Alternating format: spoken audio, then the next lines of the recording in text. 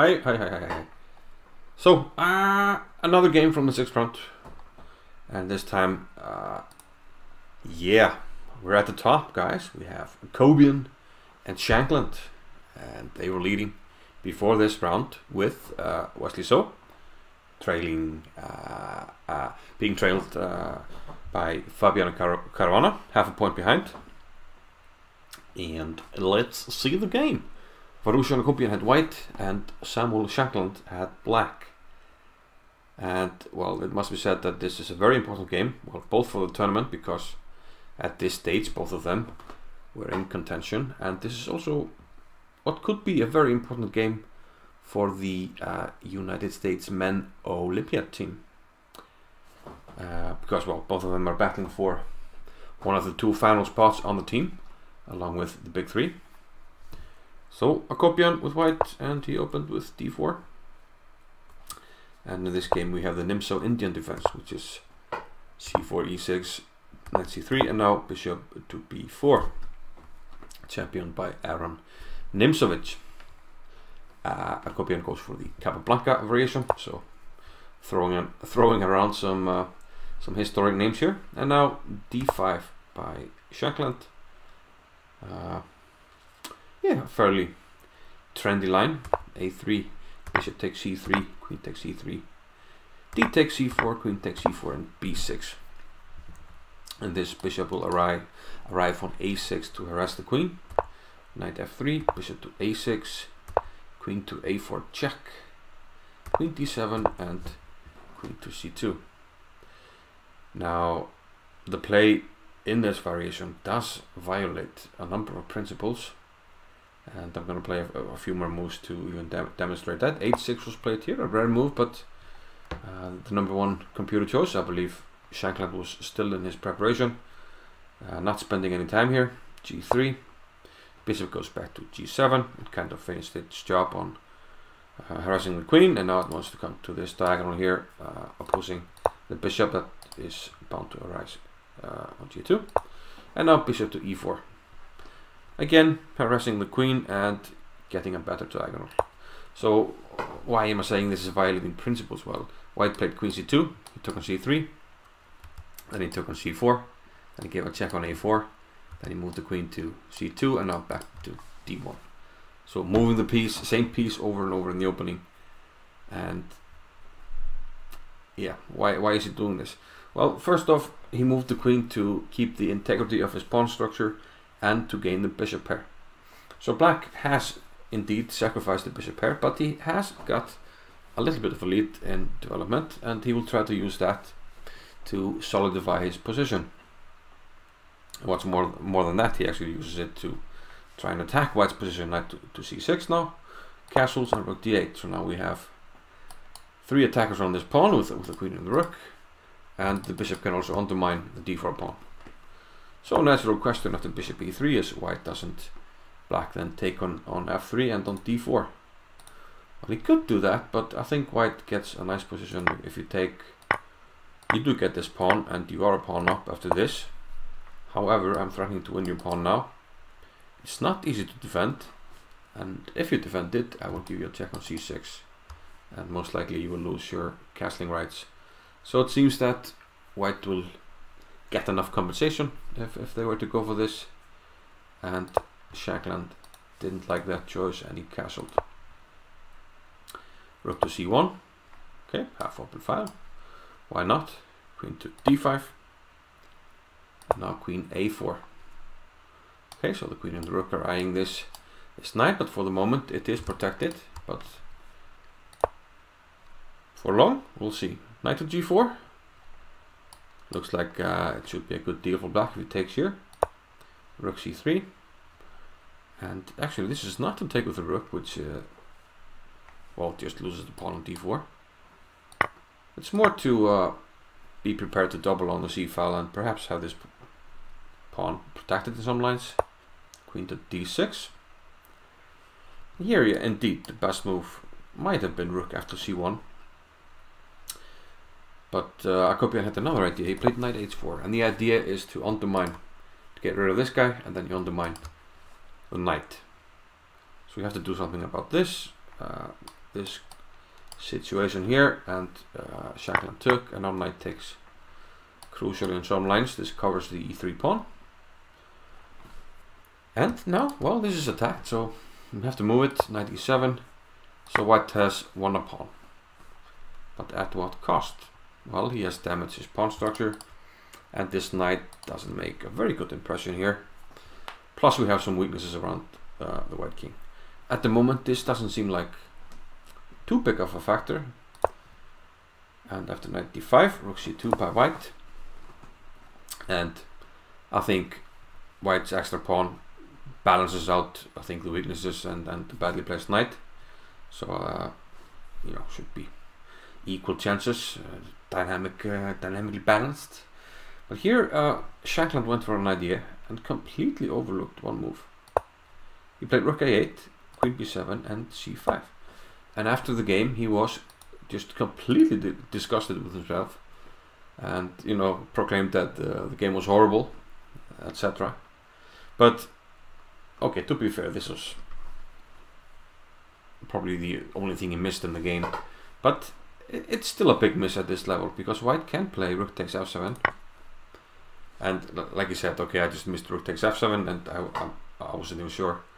I'm not even sure if I'm just losing there. But it turns out that black is not losing. And Akobian, well, he mentioned the move after the game to Shankland, so probably he saw it. I'm not sure if he fancied it or not. But after rook takes f7, black has to take, absolutely forced. I mean, what to do? This is under attack. You can't defend it even. So takes, queen takes a8, and rook to f8. Queen will probably come back to b7. Now it seems like black is okay after this amazing move, g5. I mean, this is very complicated. I'm not sure the guys would have found this, but just a sample line. If e4, kicking the knight, okay, maybe trying to get this one out. There's knight to f4. It's completely crazy, and it just shows that the king is very vulnerable. So if you take with the knight, there's queen takes d4, and then we have this check on d1, picking this one up. And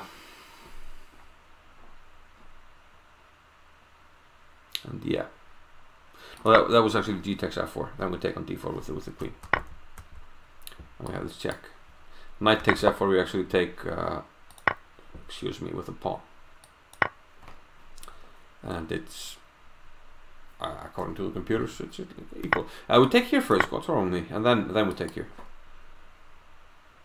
Yeah. Either way, it's it should be okay for black, but it's a silly computer line, which I don't fully understand, because black has some crazy compensation that I don't think any human, even at this level, would allow rook takes f7 with the idea to play g5 there and, you know, hope for the best.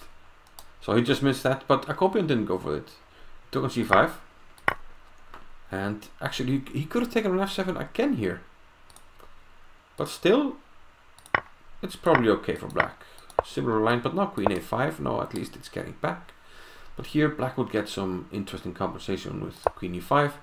Idea to come to f6 maybe, and we're giving a big check here. And, you know, a weak pawn on e3. So definite compensation. But I think white should be better here. And this is probably a better version, taking on c5 first. But going back to the game, Akobian started to retreat here, queen to b5. And here, Shankland slowly but surely begins to take over, especially around here. I'm not sure I have an improvement. It just feels like, okay, Akobian took on c5. Can he maybe play e4, try to improve the knight? Can he maybe play passively, defend the pawn? I don't know. The thing is, just he took on c5, and this exchange just seems bad to me, because okay, it's a pawn for a pawn, but losing the b2 pawn means that this pawn is also weak. And yeah, we already mentioned that these are just horrible. So here only black can be better. Rook after c1, rook d8, and here queen e4. Doesn't he have to just, you know, at least protect the e2 pawn, because he played queen e4, and now Shankland just took on e2. This is a sitting duck, so black is going to be pawn up here. Rook 5 c2 now, but it's too late, I think. Knight f4, knight f6. Shankland refusing the trade for now. Queen c5, and now he goes for the trade. Well, why not? g5. Let's move, gaining some space, putting the knight on a worse square, and then taking the pawn on a3. So just a pawn up here for Shankland, and still weaknesses for white. So I think this is just winning for black, and we'll go quickly over the remaining moves. Even though it's, you know, it's winning, there was an interesting moment. Knight e4 here, and now he just expanded g4, rook d4, f5. Now he has some juicy squares to jump to, and as you'll see, rook g8, knight g5, a very nice knight maneuver coming up. Not entirely obvious after rook a1, king g2, knight to h3. Very nice move. Okay, this pawn can be taken, but it's not a healthy pawn. We can play either king g5 or king e5. King e5 is more natural, but it turns out that the threat of rook to e1 is too much. White can't protect the knight, and if he moves the knight, then this is checkmate. So he would have to take on h3, which is just completely lost as well. So we saw rook to b8, rook e1, rook b2. Again, couldn't move the knight because of the mate here, and now the king entered, just gobbled the pawn on e3. And here, the final trick, you know, be alert. Rook a3, and Shankland played king e4. Why did he not take the knight? Well, you have to be slightly careful because rook e3. Now you can't take it, can you?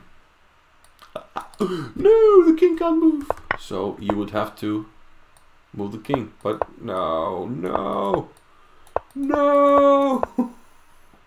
Stalemate trick. Always be alert. And Shankland, fortunately for him, he was aware of the stalemate tricks and moved the king back. He pulled back and then simply moved the pawns forward, and at the right time, which was here, he finished the game off with your move.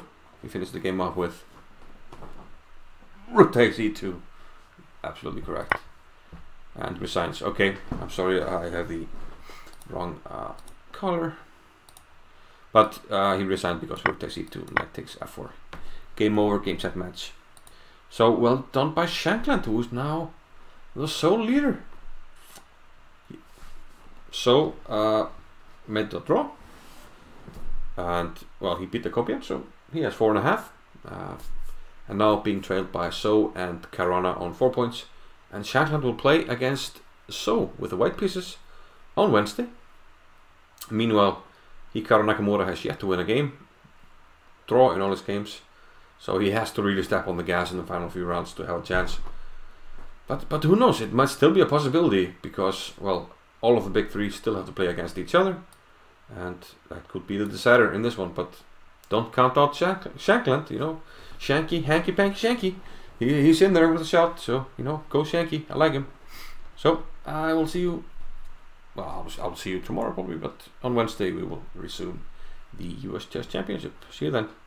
Bye bye.